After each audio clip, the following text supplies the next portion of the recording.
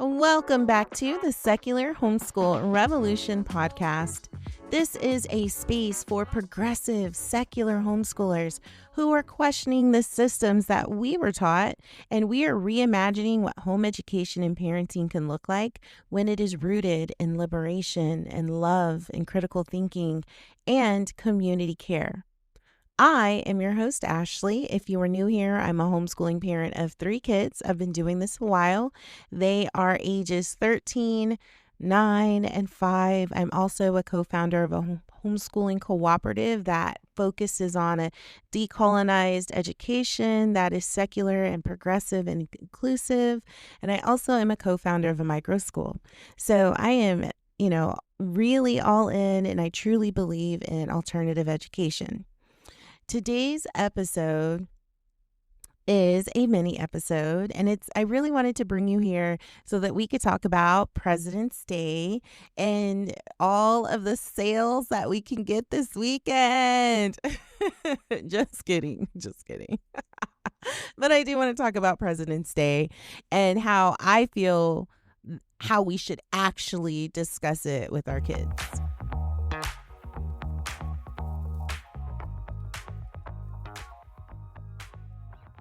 President's Day is usually offered to us as like this gift of an experience of like red, white, and blue everything. Like, wow, look at these iconic, great leaders. And without their leadership, America would be nothing. And we're looking at it from a decolonized equity lens, and we're saying, cool. You were president, but who paid the price for you to have that power? Who got displaced? Who was enslaved? You as a president, did you engage in human trafficking? Who was excluded from rights and land and safety and resources? And who resisted you during that time? Because we're nosy. We want to be in the business, right? And when we have the conversation that way, we're really creating a divide between myth making and critical history. And again, from those two different lenses, one's going to teach kids to admire power, to not question it. And the other one's going to teach kids how to analyze power. Because President's Day, it's basically like a yearly refresh that's shoved down our throats that presidents are heroic, our country's always improving, and that power is something you're supposed to respect and not question. And that's dangerous because that's not history, that's propaganda. And President's Day is national branding. It's PR. It is training kids to associate leadership with goodness so they don't ask hard questions, because the presidents, they got our best interests in heart. After all, we're all American. And so I'm not telling you to ignore President's Day. I'm telling you to unmask it. By ignoring it and treating it as something neutral or not worthy of acknowledging is harmful. So do not engage in harmful behavior by ignoring it. Teach your kids about the stories of the presidents and of this land, and so that they know how the story gets sold to us from a propaganda lens.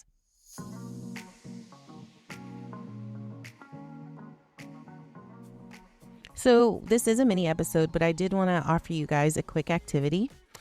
So have your kids pick one president that they're curious or interested in, and then have them ask these questions or answer them and research them. What policies did this president push?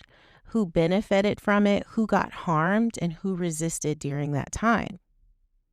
Right? Because we're getting a multi-dimensional look at this president.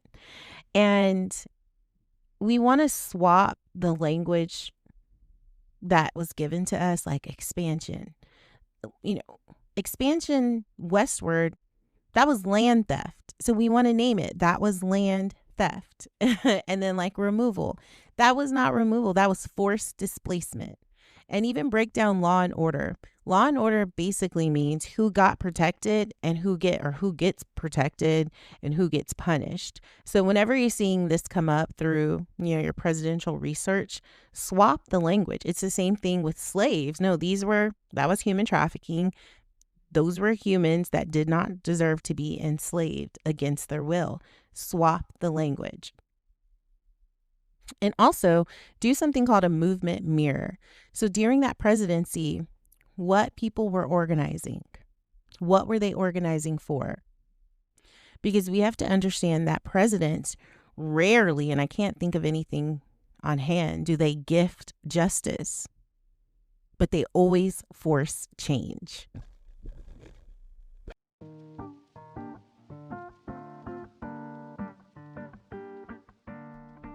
And speaking of people resisting power, my kids are heading to a student-led Ice Out protest with their co-op friends on Monday, and I am so proud because this is what real civic education looks like. This is hands-on learning. This is, walking the walk, and way better than reciting precedents in order, because young people recognizing harm, naming it, and organizing and showing up anyway is incredible.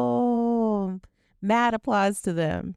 And before we go further, I do want to give a real shout out to students walking out of school to voice their power.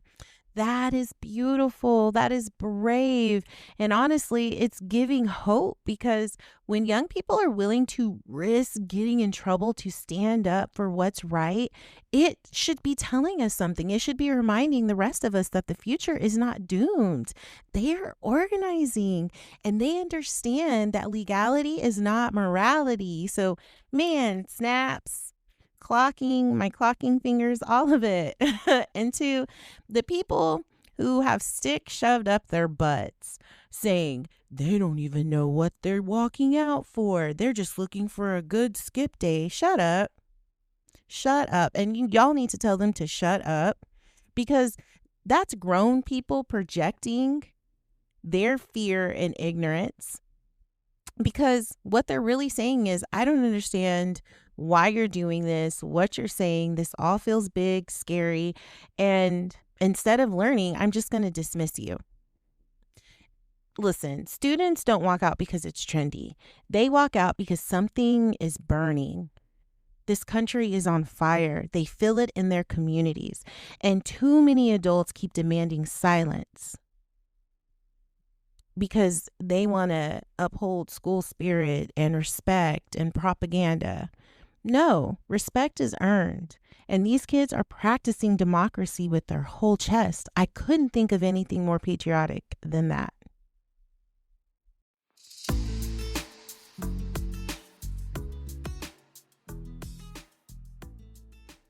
Here are some resources I want to offer you guys. This one I don't know if I've mentioned it before, but Teaching for Black Lives is an incredible book to have, not just for President's Day or Black History Month, but it's an incredible resource that gives you lessons on how to lay out and teach power, systems, resistance, and truth. And it is definitely Decolonized, and it's by Rethinking Schools. I think this is one of those staple pieces that are just a foundational resource that everyone should have in their homeschooling library.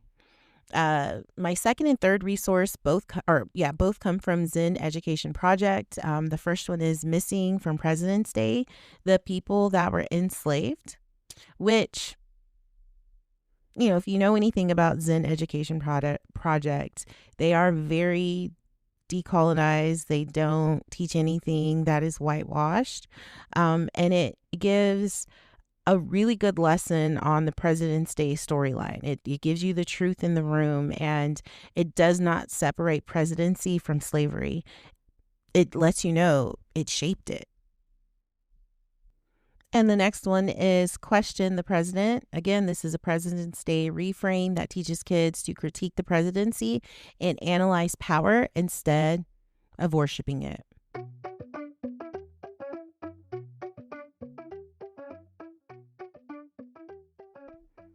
So no, guys, we're not ignoring President's Day because it's all about, all these white guys and one black dude. We're not going to offer a sanitized version. We are going to teach our kids on President's Day to question power, to track outcomes, to choose people over myths, to look at the story from multiple point of views. And if your kids are already out there practicing that in real life like mine, then hell yeah, That's the revolution. And I want to remind you guys that this work is not easy, but it's so important. If this mini episode inspired you or motivated you, please share it with another homeschooling parent or any homeschooling groups that you were in. I really appreciate the love. Don't forget to visit my website, secularhomeschoolrevolution.com. I have a new blog post up, and you can also follow me on Instagram, Secular Homeschool Revolution as well. At the end of the day, guys, I want you to stay revolutionary.